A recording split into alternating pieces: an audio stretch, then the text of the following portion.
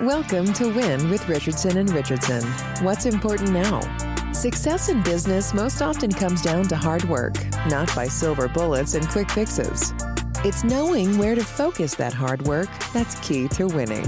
Join sales prospecting expert and 3-time seven-figure business founder Carrie Richardson and managing partner of R&R Consulting and former owner of Doberman Technologies, Ian Richardson, for radical honesty regarding strategic planning, accountability, and execution that will get you the systematic results you're working toward. Let's get into today's episode. Thought leader and your host, Carrie Richardson.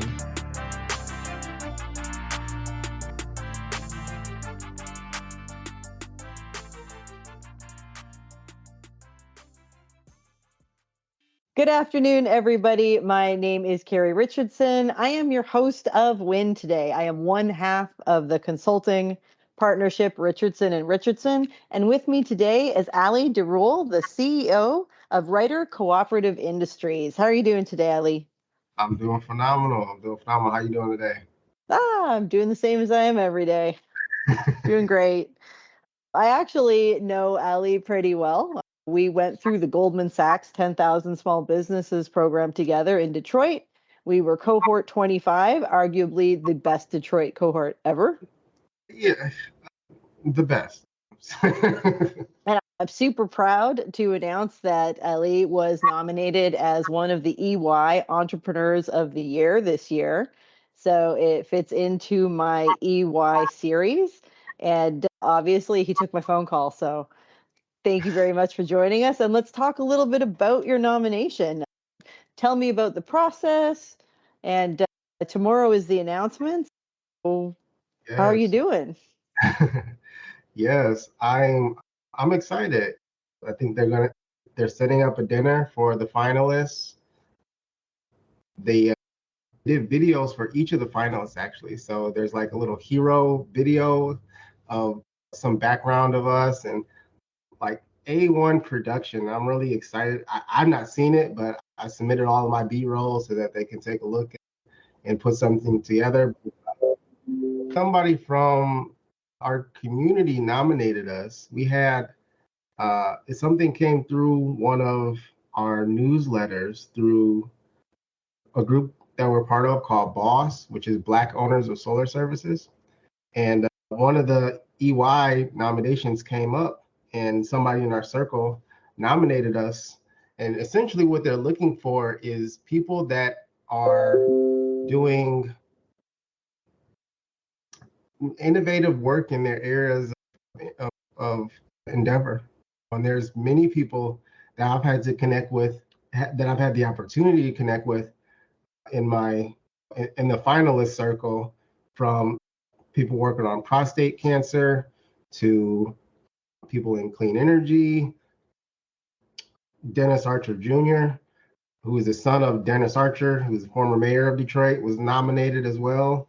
The president of First Independence Bank, which is the first Black-owned bank, he was nominated. So standing next to all these really dope individuals, high-level individuals, I was like, man, this really is an honor. And I hadn't really heard of it before I actually really got nominated, and seeing what really it is and really going into the space. There's a lot of production value and a lot of care that they put into the spaces. It was phenomenal. Sounds like it's going to be a really exciting evening. Yeah, so tomorrow is when we find out who's won the regionals. So tomorrow's the dinner. They've taken videos of us. So everybody's had the opportunity to take a promo video and talk a little bit about themselves, their business, what they're committed to, do some hero poses, all that good stuff. But really share what their business is about and why this work is important to them. The application was a process, right? They wanted to have your whole story, like your backstory, why you got into this space, how do you demonstrate entrepreneurial spirit, how do you deal with adversity, and really understanding the narrative of you as a business owner. But additionally, having support to your team. So they want to know your financials and what your financial standing is, and actually have a story of the narrative of how your business became where it is today. But getting through that wasn't too bad, but we made the finalists, and then they called us back and they said, hey, we want you to do your videos and talk with this panel of judges. And the panel of judges was like, it was like sitting at the table like the 12 disciples almost. It was like you're sitting there, and then it's almost like they're grilling you, but it's not. It's more of a conversation. It wasn't adversarial or anything like that at all. It was very natural. It was a flowing conversation. And one of the judges on the panel, somebody that had known actually from the community, because she had been an EY entrepreneur some years back, and just the whole space was just awesome to be there. I really enjoyed it. Really enjoyed it. It sounds like you've got some really interesting projects going on right now. Ryter Cooperative Industries works in the renewable energy. I'll invite you to share a little bit more about your business at the end of the podcast so that we can enter some info into the show notes. But you had mentioned one of the things that you were most proud of when we were chatting before we started recording was starting the first solar resiliency hub in the state of Michigan. So tell us a little bit about that. I'm sure not everyone knows what that means. Yes. Ryter Cooperative Industries is leading the design, development, and deployment of the Linux Center Hub, which is in Jefferson Chalmers neighborhood. It's a community center, like a recreation center, that's built with grid power, solar power, battery power, and also will be outfitted with natural gas power. And the idea behind it is that we want to create a space that can provide solace for community members in cases of blackouts, brownouts, heat waves, cold fronts, and they can come to this space and get medical services or food services. And it's a space that they already come to, so they don't have to go to somewhere new or somewhere that they're unfamiliar with in the case of emergency, to reduce any risks that are just associated with going to an unknown place to get emergency services, right? Like they're already familiar with it. They know how long it takes to get there. They know where the entrances is. They know that it has a ramp, right? So there's a lot that's mitigated in terms of risk by having it be a space that people already come to. And so It's hard enough in an emergency, like having to go to a whole new space and not know what to expect there is just adding on to the stress.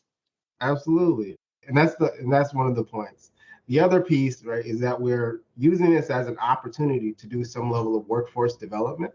So we're also training people to be able to install solar, understand microgrids and how they work and how these systems play together and how it benefits the building and the customers or the community members that are going to be using it, so that these can be replicated more across the city. So this is Michigan's first climate resiliency hub.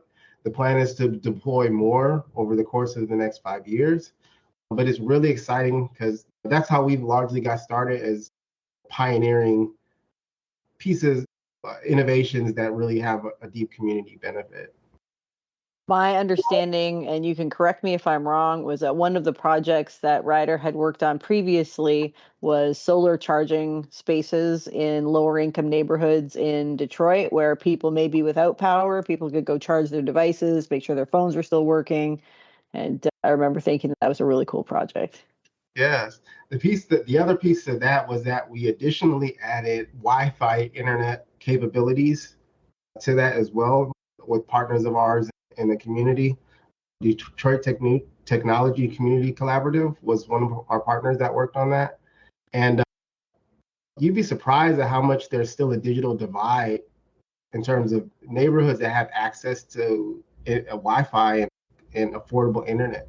And so we've been working with partners across the space to be able to deploy these types of solutions.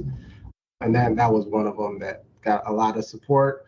That one got recognition from the state of Michigan. So we also won Business of the Year last year from Governor Gretchen Whitmer in terms of our service for projects and support for Michiganders and clean energy support. So. I remember seeing your certificate. Got her signature on it and everything. Yeah, yeah. And I understand you just got back from New York. Tell me a little bit about what you were up to there. Yeah, so we just got back from New York. Besides the smog was really dense there. We went there for a finance forum for a group called ACOR, which is the American Council on Renewable Energy. So it's one of the largest councils on renewable energy. And we're connected at various levels. So we're connected at the city level with the Renewable Energy Subcommittee, and then also the state level with the Michigan Energy Innovation Business Council. But ACOR is a collection of the country's largest clean energy providers, developers, and this one specifically was the financiers. They had all the financiers from the industry there talking with the other businesses on how projects can be funded, how to get access to capital, how to appropriately leverage tax equity so that we can take that out and be able to use that for various project financing mechanisms. And it was just great just seeing all the people there. When we first got there, US Bank was one of the first people that helped. They gave us a reception, had a very nice dinner and talking with them, and just had an opportunity to connect. And it was a really good time seeing what they're about. They have a group called the Impact Finance, and that group is a wholly owned subsidiary of US Bank, but it's specifically around being able to fund underserved or minority-based businesses and make sure that their projects can get financing. It was great to see them and what they're about, and it was a good experience. One thing I remember from talking at Wayne State when we were there was that you have a special type of LLC. And it was something that I had never heard about before. Would you mind sharing a little bit about that with listeners today that may not know anything about it? Yeah, so Ryter Cooperative Industries is what's called an L3C, or a low profit limited liability company. Essentially, we are a social impact enterprise that prioritizes our social mission over our profits. So we still seek to gain profits, but we prioritize accelerating the adoption of clean energy in underserved communities and providing solutions or connecting communities to solutions that can positively benefit their bottom line, their missions, and the organizations that they're supporting. So it allows a little bit of flexibility. You're able to get some PRIs or program-related investments from nonprofits to be able to support particular programs. If the state doesn't recognize it as the L3C, it defaults to an LLC status. But in Michigan, it denotes that, yeah, you are a business, you're about the people and creating some kind of social good at the end of the day. So forward thinking, 5 years from now, you got your EY Entrepreneur of the Year plaque hanging on the wall. And obviously we've attended many more cohorts of things. Both of us seem to collect them. Yeah. What's on the map for Ryter Cooperative? Where do you see yourself in 5 years? What's the biggest opportunity that you see in front of you right now? Ooh. So definitely developing projects locally in Highland Park. We've started expanding that out to Detroit and now the state of Michigan. We're on track to expand out to the Midwest. So states like Illinois, Ohio, supporting them with clean energy development. Illinois has a lot of incentives for going solar, but to eventually expand out nationally and have other hubs so that we can support projects at a greater level. And then also at some point going across the Atlantic and developing more projects over in Africa. We've had the opportunity to do some education in Ghana, which was very rewarding, and continuing to do I like educating, so I am still an educator.